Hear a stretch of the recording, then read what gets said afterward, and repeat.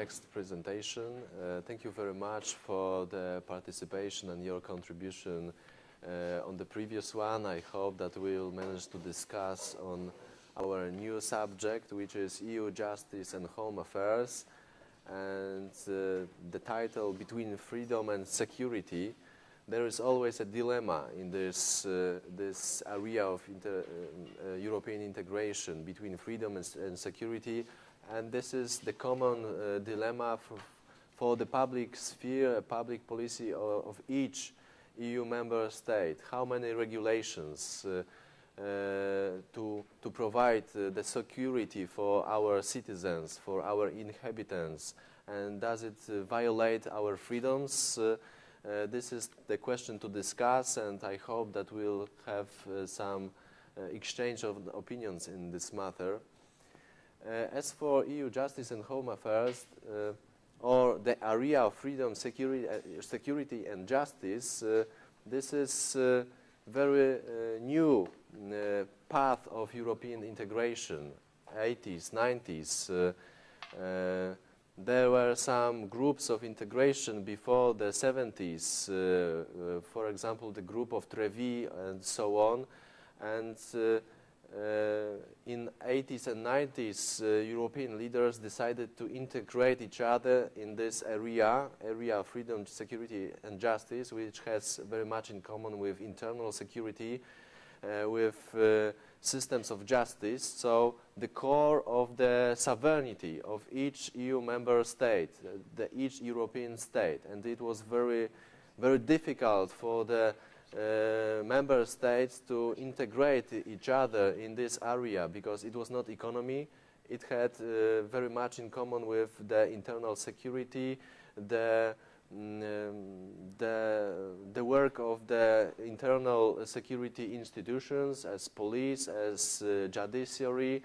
So it was somehow infringing the sovereignty of the member states participating in the community. Very, very delicate political issue to discuss between them. And nowadays, after the Lisbon Treaty, which was stipulated in 2007, which came into force in 2009, this reform treaty after the collapse of the constitutional treaty, which has very much in common with the constitutional treaty, but it somehow amends the existing treaties, the treaty on the European Union and the treaty on the functioning of the European Union. We have those two treaties. By the way, do you know any other European treaties from the beginning of the European integration? Yes? The Treaty of Rome, but it was the second one. The two treaties from Rome in the 50s, in 57, yes, but the first one, the treaty, the treaty from Paris, yes? Yes, on the coal and steel community. Why is that? The integration started from the coal and steel. Why?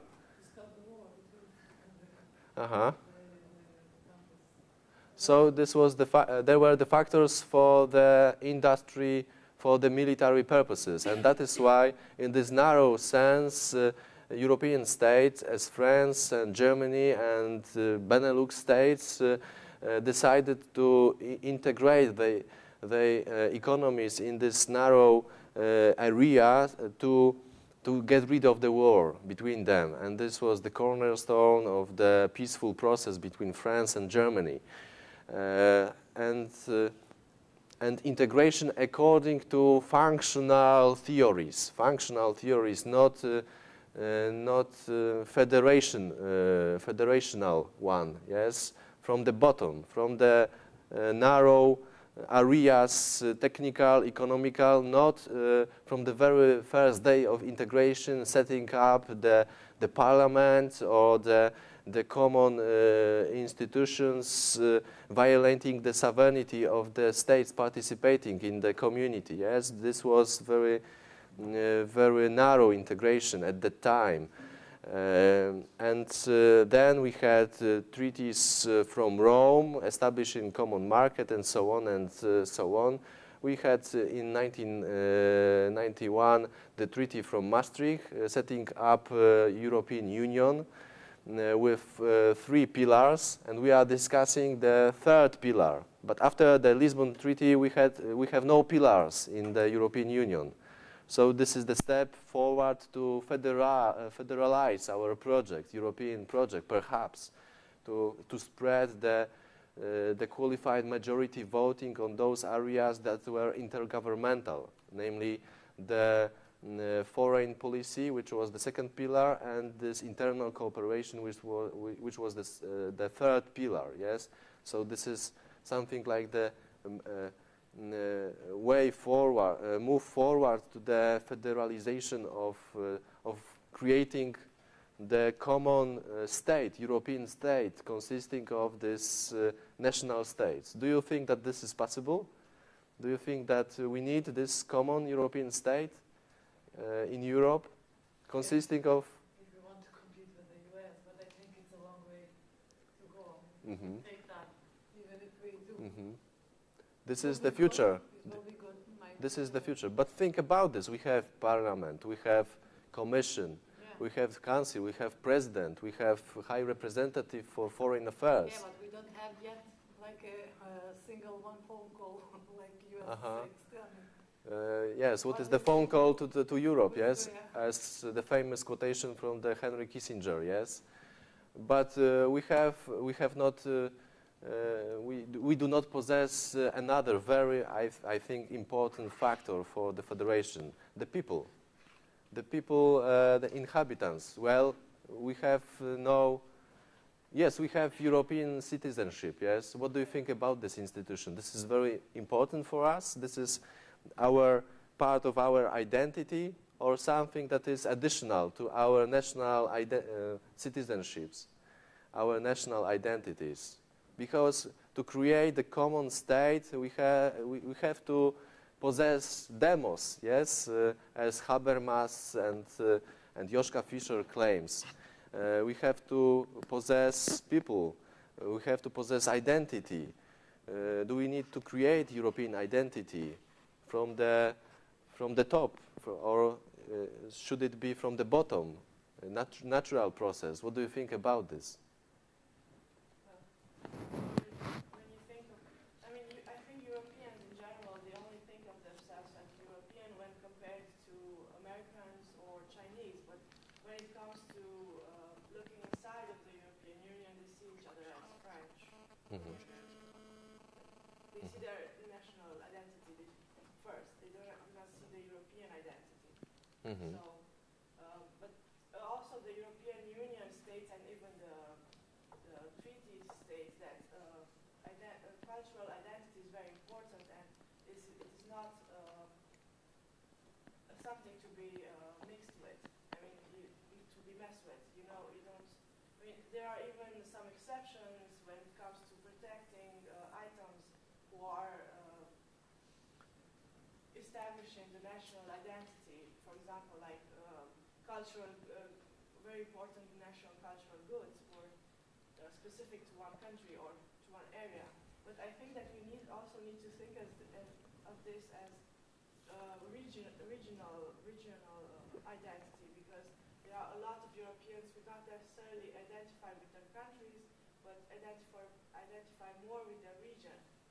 For example, if you go to Alsace, they will say that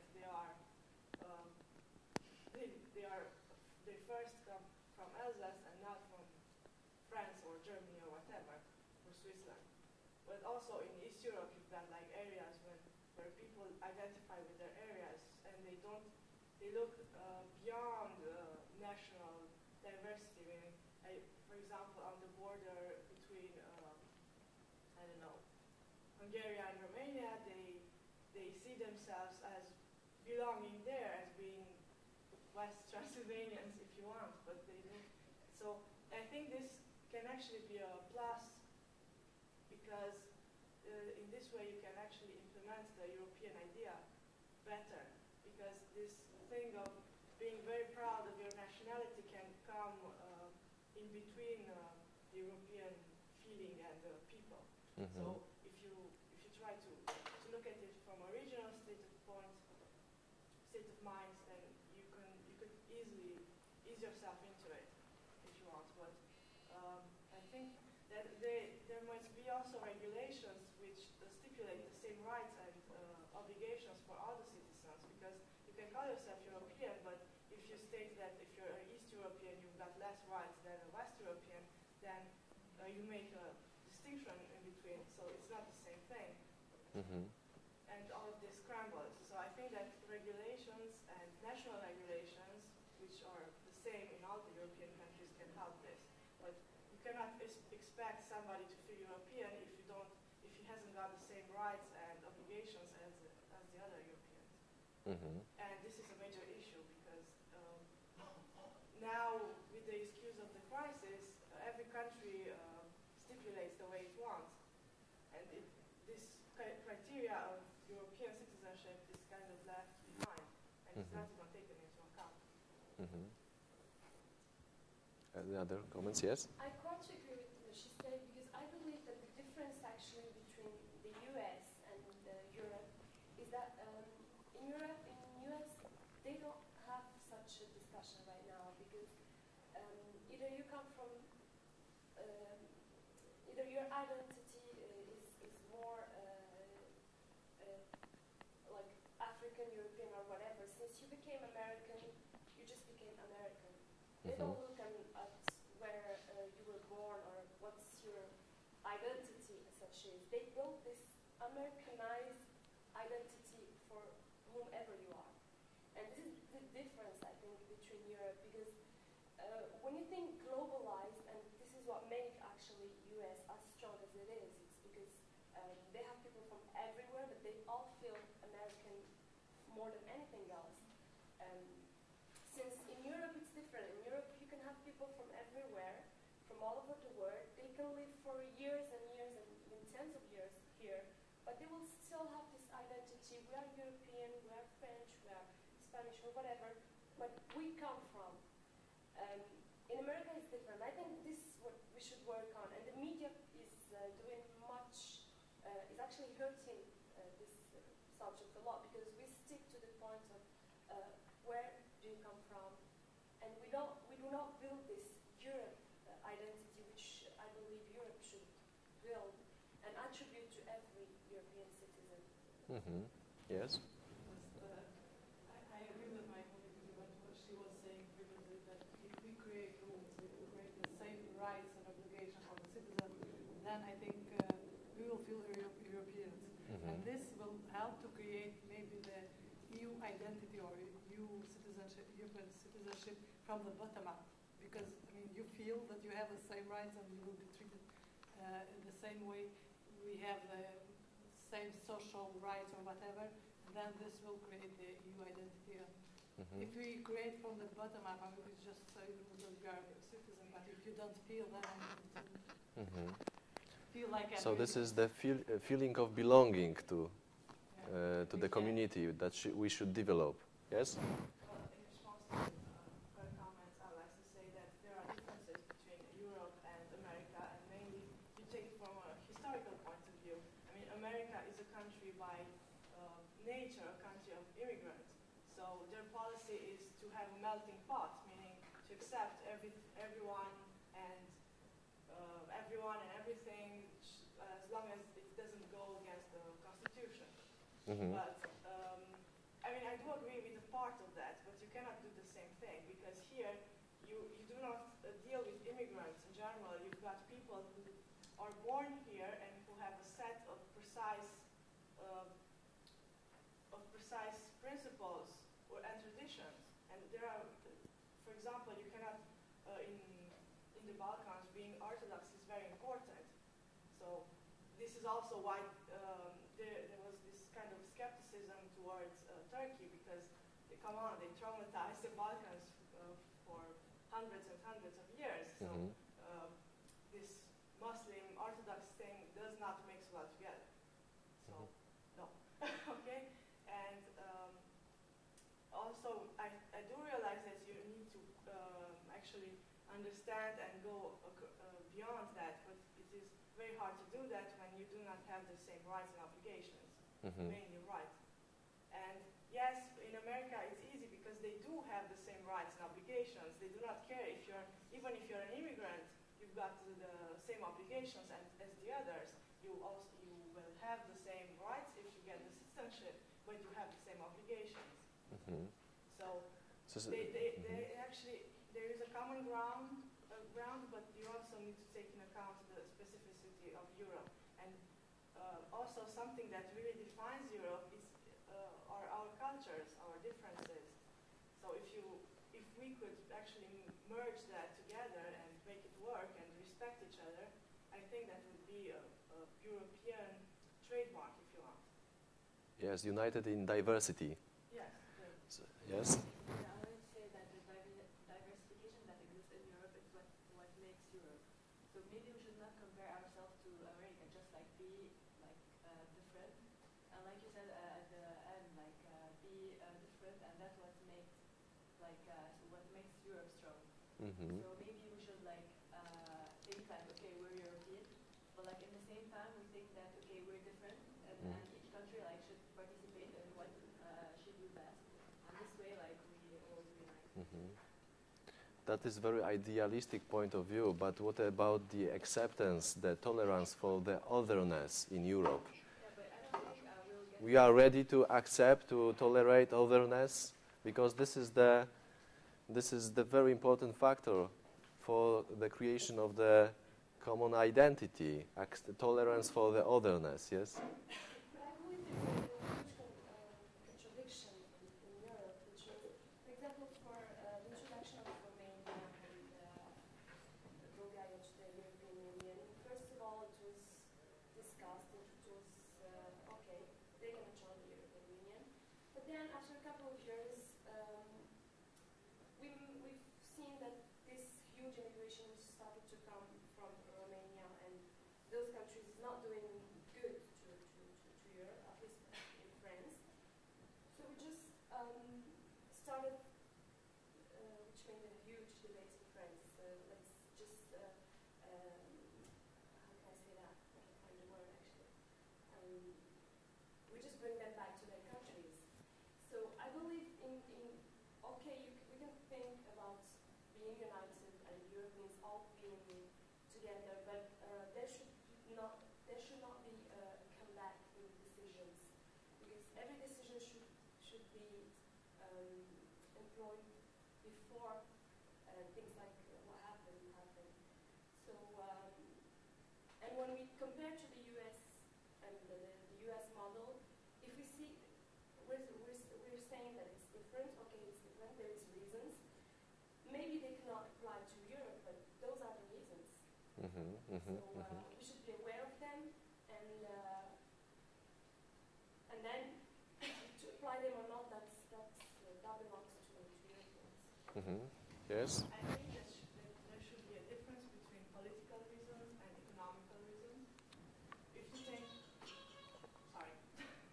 If you take into account just political reasons, then you will end up in an area where everyone comes up with ludicrous ideas and points of view. But for example, in France as well as the United States, it's always been an immigrant country, meaning you always had people coming in for their studies, for working, just for art, for whatever. And they do have immigrants problems, but for example, there are way more immigrants in Germany, but they deal with it differently. So, yes. So what is the difference between the Germany and the France if it comes to dealing with immigrants? Yes, exactly. Because Creating Germany actually realizes that you need and accept, and their politicians and their politics goes towards accepting immigrants as being useful to the economy and to the economical growth. Whereas in France, they do accept that in an economical level, but in a political level, they are always picking on the Muslims. If they're not picking on the Muslims, they're picking on, I don't know, somebody else. And this is kind of racist, and this kind of racism in politics needs to stop, because if it won't stop, the European identity will never actually achieve itself. And the same goes for the Netherlands and for countries. Because I do understand that in economical, when you are in an economical crisis, there is a tendency towards having like extremist parties coming up and raising their voice and making themselves heard. But we need to educate ourselves and our children to not pay attention to that or to analyze from an objective point of view. As for the United States, they also have immigrant problems. Just for example, just look at the Mexicans. They've got this huge inflow of Mexican immigrants, and they are kind of trying to deal with it, and it is something which raises problems because they have a really strong mob and all kinds of problems. Whereas in Europe, you do not. I mean, you have the mob and all of that, but it's not necessarily European Union mob. You've got Russian mob and Colombian and whatever. So it's kind of there is kind of a difference. Plus, when it comes to immigrants, from France's point of view at least, and all the other developed West European countries, they do acknowledge the fact that yes, you have like bad immigrants coming in, but you also have educated people who come in and who rise the level of your country. And this is not necessarily intra-European immigration. It's also a wave of immigrants that come from outside Europe, like Turkey, for example, etc. So what are the ingredients of European identity, according to you? Greek philosophy, Roman law, Christian religion? Let's discuss. I do not think that being a Christian makes you European or not. This is an overrated, this whole Christian element is being really put outside. And yes, for East European countries in general, being a Christian is important, but for West European countries, it's not that important. I mean, I think in France, it's not very important to be, I don't know, Catholic or whatever, Lutheran or etc. Because it's more, when they attack the Muslims, they attack them just because they're immigrants and maybe because they're a bit economically unfit. But maybe this is the part of the spiritual crisis of the Western European states, lack of religion in the public sphere. Yes, but their problem, I think, is that they also don't really know and don't really want to know the culture of other people, meaning the Muslims in this case. But they also don't know their own cultural background, meaning I don't think that a lot of French people know what being a Catholic really means. And I don't think that a lot of French people actually read the Bible to know what it states, or that it actually follows it. So and the religion is very important, for example, for Polish citizens, if it comes to the identity, because Catholic Church played important role in our politics to preserve our identity during the period of time when there was no Poland because of this division of our country by three powers. Yes. So yes, what about Invocatio Dei, for example, in the constitutional treaty? Because this was the dispute. This was the dispute between the French people and, for example, the Polish. Yes, some remarks on the God in the preamble to the constitution. This is the viable and interesting political issue to solve. Yes, what is the place of the religion in the public sphere?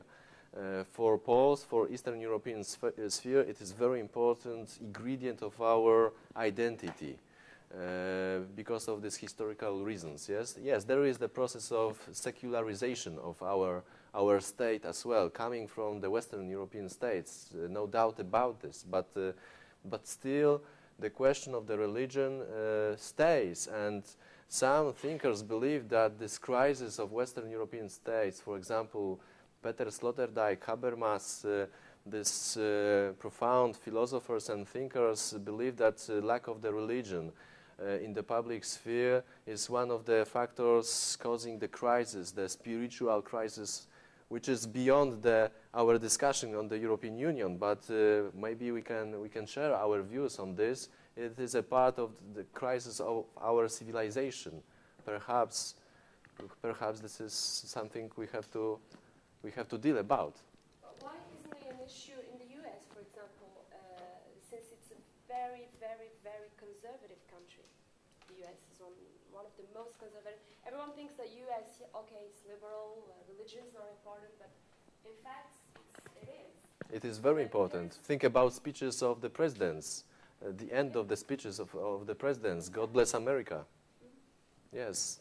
So United States is very, very conservative with the substantial place of the religion in this country. Yes. Yeah, but this does not, for US, is not part of the debate as it is in Europe, religion and conservatism. So I wonder what is the difference? Why is it? Well, we can. I don't know. We can discuss it. Well, I think that in the US, it's true, it's not part of the political debate, and I think this is a plus for them. I mean, it shouldn't be a part of the debate, but when you look at it from a psychological and social point of view, you've got all these cases. For example, 2 years ago, they've had the case of a Iranian, I think, who was killed by her father because she was dressing provocatively, and this made a huge stir all over America. So I don't think that they are that easily accepted in America, because and also in America you have to look at it from. It depends on what state you're in, because for example, if you're in Iowa, they're Mormons, and they're very obsessed Christians, as I would put it. But if you go to the east side or to the west side, to the extreme west side and the east side, they do not care about religion. So you've got, it's kind of a similar, you can compare it to Europe, but not really, because in Europe you've got like these really old Christian traditions, while in America you've got this new kind of a odd interpretation of Christianity, which is really a huge phenomenon. And they are the ones who are in the center of America. They're really, they do not really like everything that comes from the Muslim side and all this area. So I don't think that they are that lenient towards them. You focus on the Muslim side, but this is not the only. I think when we deal with the extremists like that, it's always about Judaism as well. It's about Nazis. It's about many other ethnies. But it depends what the media focuses on the. Well, they only accept Christianism and only the way they see it. So they do not accept other ways of thinking. So Exactly. Yeah. Exactly. It's That's not what I was saying. Not just the Muslim thing. No, I was talking about it because it was more obvious, but they do not accept other points of view. That's the. Thank you for this part of the discussion. So we have to remember that this question of identity is very important if it comes to the citizenship of European Union, which is additional to the national citizenships of EU member states. And the concept is not, it does not give the legitimization for the European Union, because European Union needs the legitimation from its citizens, definitely. But nowadays, the legitimization for the European Union comes from the executives, from the national institutions of EU member states. And that is why this national policy, national factor in the European politics plays substantial role nowadays. Moving forward in our presentation, so we have to emphasize that there is Europeization. There is Europeization in this area by those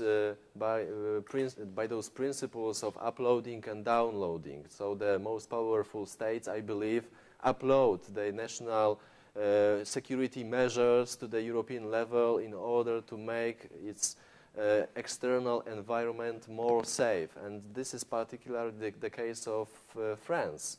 France, which is very interested in creating EU immigration policy. So it uploads its national regulations to European level, and in this way create EU immigration policy, and the Eastern European states have to download their regulations coming from the European sphere and recreate the national immigration policies according to those patterns coming from the Europe. And this was the case of Poland. Huge parts of our public sphere were reshaped by the patterns and regulations coming from the Western European states and European Union during the process of enlargement, during the negotiations. This was particularly visible if we analyze the immigration policy. Polish immigration policy was reshaped by the regulations coming from the European sphere. And this is the phenomenon of Europeization of this area. And very important aspects are these core groups, avant-garde groups, producing the initiatives within this area and proposing the initiatives, but develop in the very narrow cycle between the most developed states. This was the case of Schengen. Schengen developed outside the European Union, outside the European community in the 1980s, and according to the provisions of the Amsterdam Treaty was implemented to the acquis communautaire of the European Union. But this is very important because those avant-garde groups, I think, in some situations are threatening the stability of the European integration. They can disintegrate the European Union because they produce their products, their legislative within closed cycles of the states, the most developed states, and then propose the initiatives to the rest, and the rest has to implement those initiatives without the possibility to shape them. This was the case with Schengen and the other initiatives in Prim Treaty or G6 initiatives I will talk about in the minute. So you have to remember that there is evolution. Area of freedom, security and justice, this was the third pillar, and especially after Amsterdam Treaty at the end of 90s, it started to evolve, and it was evolving according to the principles of three programs, frame programs of presidencies, European presidencies. The first one, Tampere program, it was launched during the Finland presidency. The second was Hague, and the third one was Stockholm program, 2009, during the presidency of Sweden, but under the profound impact of the French, because French wanted to shape this part of the Stockholm program that was devoted to the immigration policy. And you can observe the sinusoid approach, because Tampere was directed on the freedoms, and it was connected with the works on the EU Charter on Fundamental Rights, which is this common act for all Europeans, the basic ingredient for our constitutional identity, constitutional patriotism, as Habermas claims.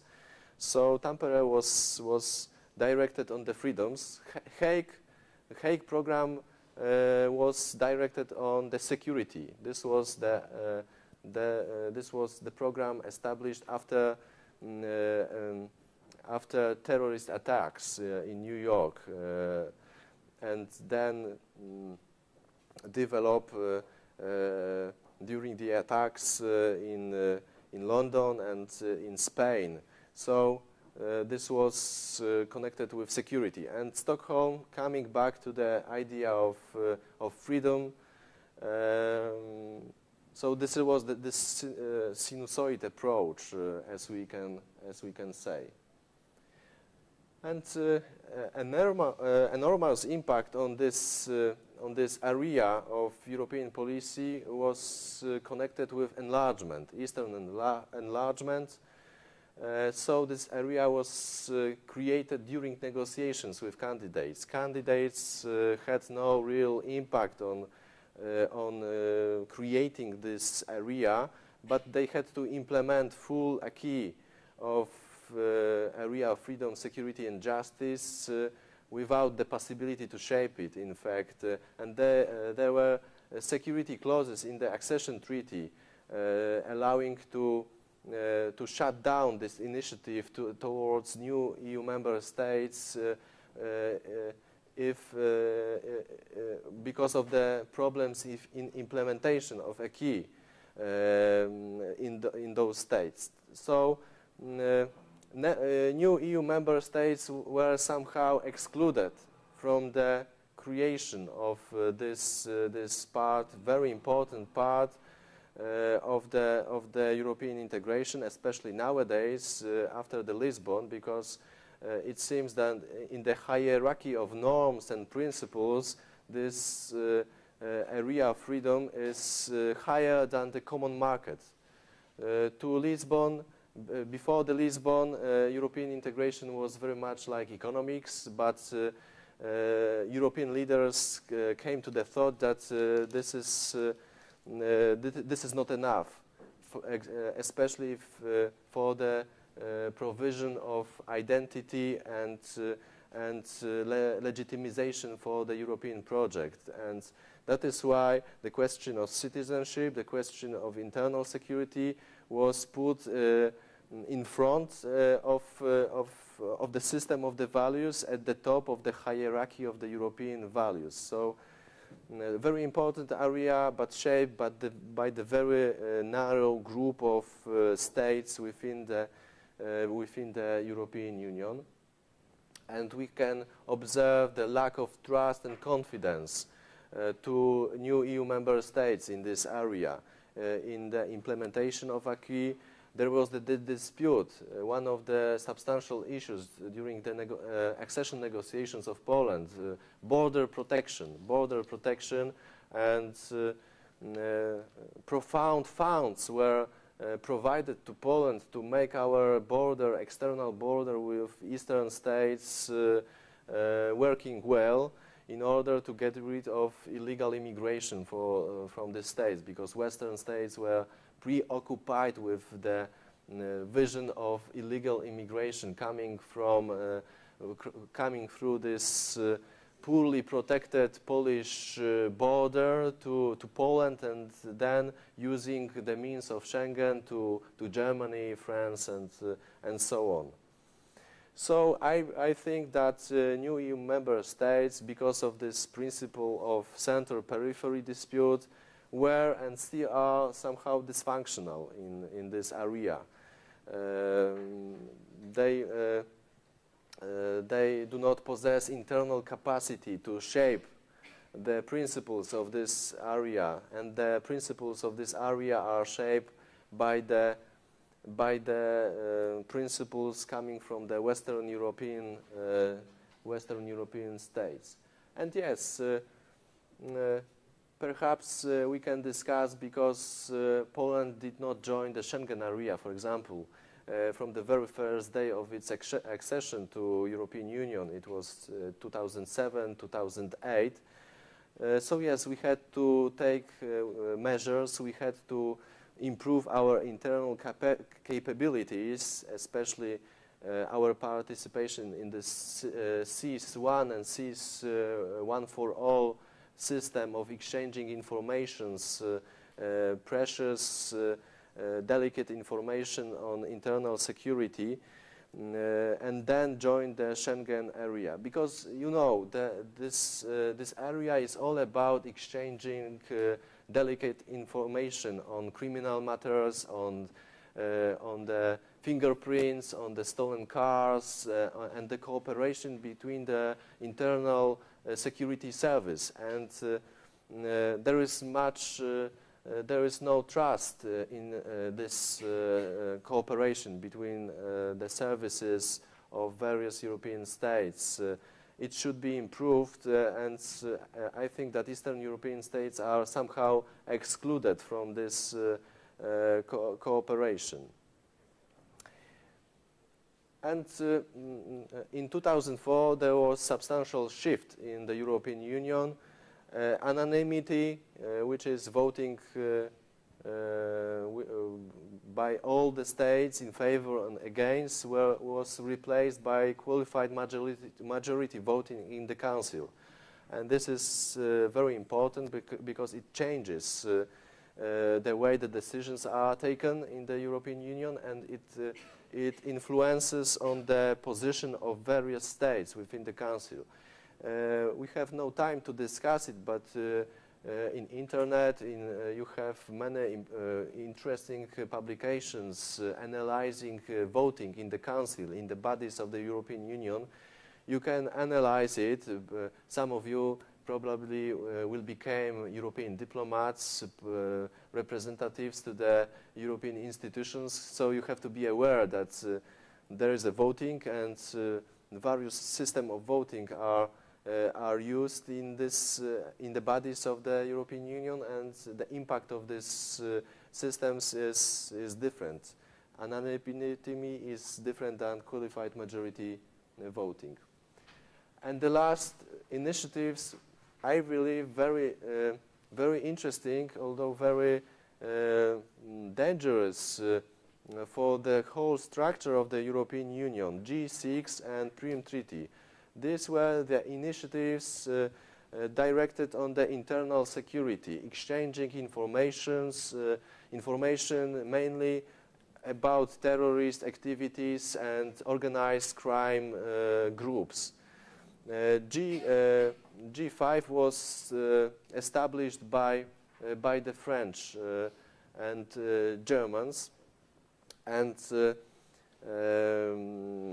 Poland wanted to join this group. It was G5 without Poland. Nowadays, Poland is participating in this initiative, but it was G5, and after 2000 and before 2005, the Minister of Internal Affairs, Monsieur Sarkozy, criticized Poland, and he did not agree to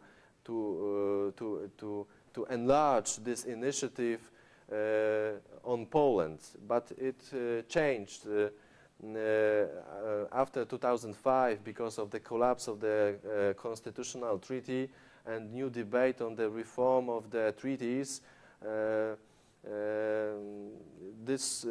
There was a shift in French policy towards European Union and towards Eastern European states, and finally Poland managed to join this core of the cooperation, internal cooperation on security questions. And the second is Prüm Treaty. Prüm is a city in Germany near Schengen. It is called Schengen-Free Agreement, and Prüm is believed to be the city of where the Charles the Great was born. Charlemagne, I suppose, was born, and this was like a metaphor, because everyone believed that because of this treaty, Western European states will be realizing the concept of Europe closed for the participation of Eastern European states, somehow narrow Europe resembling the empire of Charles the Great. And this was the treaty established outside the framework of the European Union, and that is why this avant-garde group diminished or undermined the cooperation of all EU member states on internal security affairs. And in 2007, German presidency took actions to implement some of the Prüm Treaty to the acquis communautaire of the European Union, but it was like a like a product that the rest of the countries had to implement without the possibility to shape it. So still the same process, the same coercive process, in fact, in the European Union, I suppose. So, thank you very much. This is the end of my presentation. Do you have any comments, any questions? Perhaps we can discuss the question of citizenship and identity, because I think that this is very interesting for you. So any other comments? No? So thank you very much.